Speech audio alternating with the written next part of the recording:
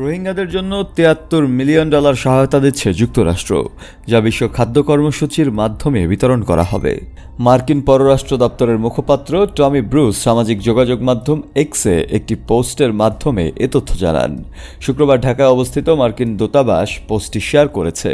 ওই পোস্টে টমি ব্রুস লিখেছেন, রোহিঙ্গা শরণার্থীদের জন্য যুক্তরাষ্ট্র নতুন করে $73 মিলিয়ন সহায়তা দিচ্ছে।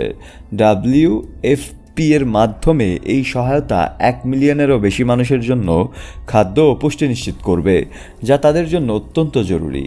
তিনি আরও বলেন, জীবন রক্ষাকারী এ ধরনের সহায়তার জন্য আন্তর্জাতিক অংশীদারদের এগিয়ে আসা জরুরি। সিনহুয়া জানিয়েছে, মার্কিন প্রেসিডেন্ট ডোনাল্ড ট্রাম্প এবং তার প্রশাসন আমেরিকা ফার্স্ট নীতির অংশ হিসেবে বৈদেশিক সহায়তা বড় ধরনের কাটছাঁট এবং ফেডারেল ব্যয় হ্রাসের প্রচেষ্টা চালালেও এই অনুদান দেয়া হলো।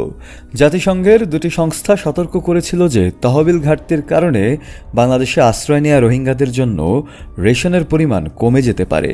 শরণার্থীরা উদ্বেগ প্রকাশ করেছেন যে এ কারণে খাদ্য সংকট আরও প্রকট হবে এবং গুরুত্বপূর্ণ স্বাস্থ্যসেবা ও জ্বালানি সংকট দেখা দিতে পারে।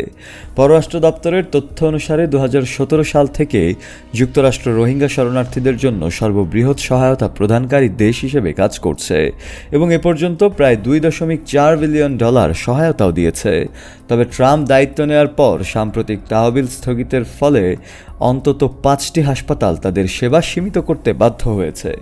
ট্রাম্প এবং তার ঘনিষ্ঠ সহযোগী ইলন মাস্ক যুক্তরাষ্ট্রের প্রধান বৈদেশিক সাহায্য সংস্থা USAID বন্ধ করে দিয়েছেন এবং এই সংস্থাটির অবশিষ্ট অংশ পররাষ্ট্র দপ্তরের সঙ্গে একীভূত করেছেন। এর ফলে শত শত কর্মী ও ঠিকাদার চাকরি হারিয়েছেন এবং বিশ্বব্যাপী লাখ লাখ মানুষের ওপর নির্ভরশীল কোটি কোটি ডলারের সেবা বন্ধ হয়ে গেছে। শফি আল মাওলা, কালের কণ্ঠ।